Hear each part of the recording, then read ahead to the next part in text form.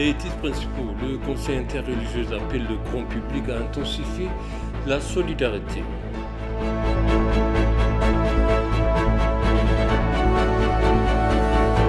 Les chercheurs saluent la percée possible du vaccin anti-paludique.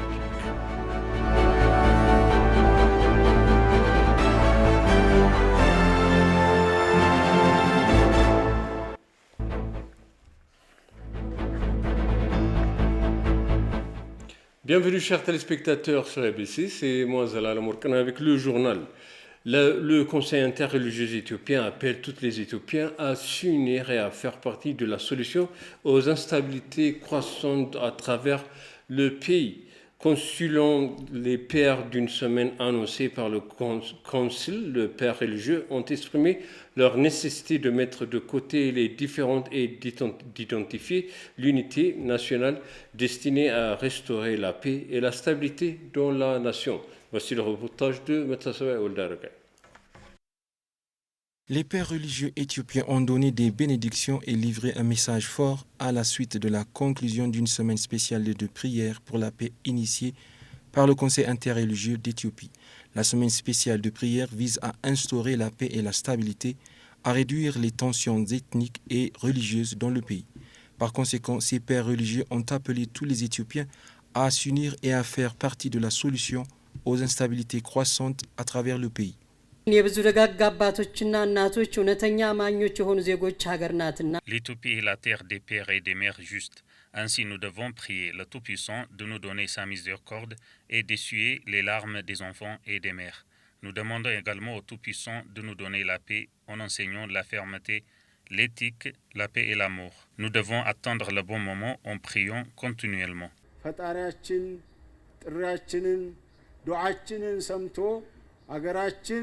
Nous prions Allah de mettre fin à toutes ces mauvaises actions et de ramener la paix à la nation. Dieu nous aide à nous tenir ensemble, à nous aider et à nous respecter les uns les autres. Allah peut éliminer les affrontements religieux et les tensions dans notre pays. Nous devons être de bons et loyaux protecteurs de nos frères et sœurs et non des assassins de nos frères. Chaque acte répréhensible nous fait mal. Nous devons dire que cela suffit pour les décès, les migrations et les déplacements. Nous devons unir nos mains et tourner notre visage pour prier.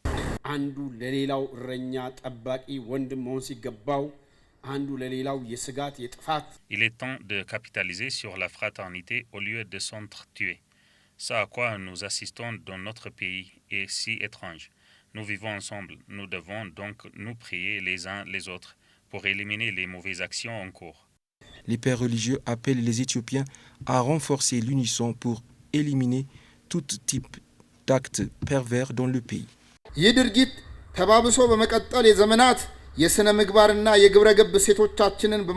Tous les acteurs politiques doivent prendre en compte les massacres et les instabilités en cours qui entraînent la disparition des bonnes valeurs et des longues traditions de la nation. Il a également le pouvoir de déstabiliser la nation. Nous appelons le gouvernement à jouer sa part pour assurer la paix et la stabilité dans tout le pays. Le Conseil national de sécurité de l'Éthiopie a publié une déclaration sur la situation actuelle dans le pays en ce qui concerne les affaires de sécurité nationale et régionale. La déclaration indique que l'Éthiopie traverse plusieurs défis en raison de certaines forces perverses internes et externes qui travaillaient à déstabiliser la nation. Le Conseil a appelé le public à s'inscrire pour l'élection et à avoir une carte d'identité d'électeur et à prendre sa décision quant à son destin futur. Le deuxième remplissage du barrage sera réalisé malgré les défis auxquels le pays est confronté de l'intérieur et de l'extérieur, a souligné le communiqué.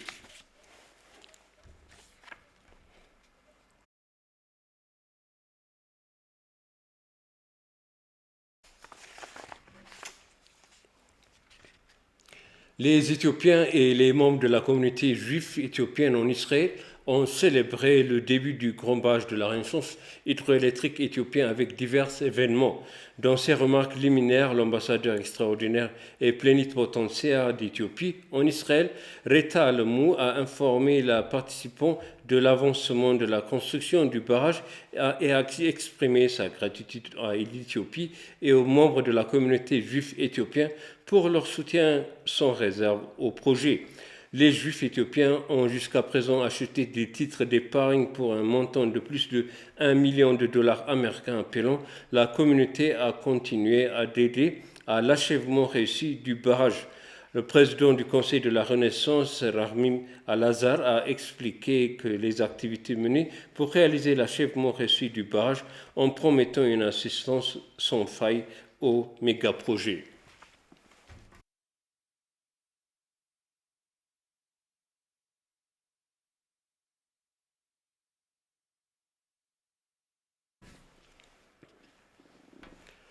L'ambassadeur spécial de FDRE, l'ambassadeur plénipotentiaire au Soudan du Sud, Nabil Mahdi, a discuté des questions bilatérales et régionales avec la ministre du Sud soudanaise de la Défense, Angelina Teny. Au cours de la réunion, l'ambassadeur Nabil a rappelé que les fermes engagements de l'Éthiopie en faveur de la mise en œuvre de l'accord de paix sur le Soudan du Sud.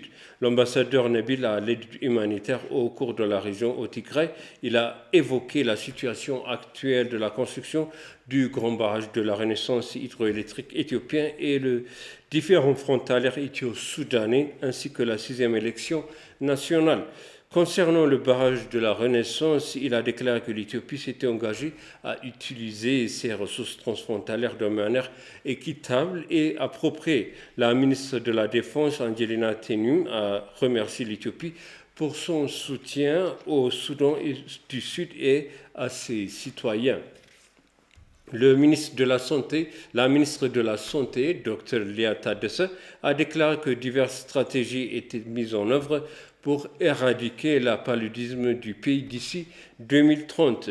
La journée mondiale de la paludisme est célébrée en Éthiopie pour la 14e fois avec le thème que l'éradication du paludisme commence avec moi. Au cours de 9 derniers mois, plus de 5 millions de huttes ont été distribuées pour renforcer les activités de lutte contre les moustiques, a-t-il dit, ajoutant que 10 millions de personnes étaient protégées du paludisme. Le docteur Léa a également appelé les parties prenantes à poursuivre leurs efforts pour s'assurer que les activités de lutte contre le paludisme sont menées comme prévu et que les ressources sont pleinement fournies.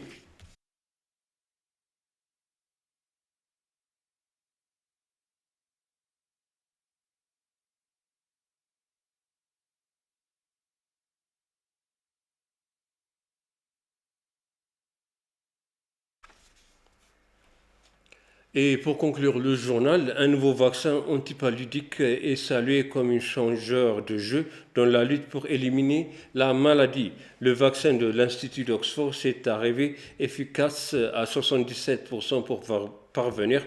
L'infection est fait maintenant l'objet d'essais humains plus importants pour exclure tout effet secondaire.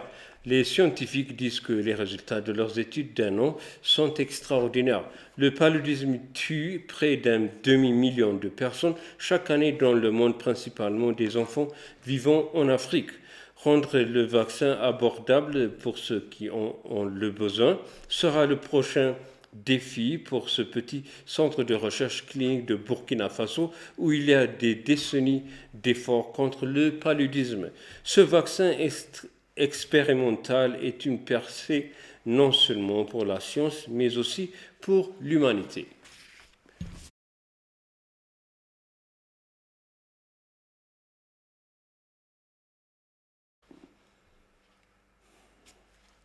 Je vous répète les titres principaux. Le Conseil interreligieux appelle le grand public à intensifier la solidarité.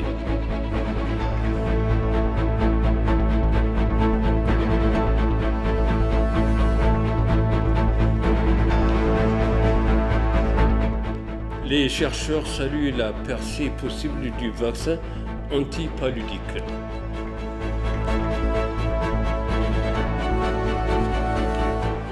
Chers téléspectateurs, ainsi s'achève le journal. Merci de nous avoir suivis. Excellente suite de programme.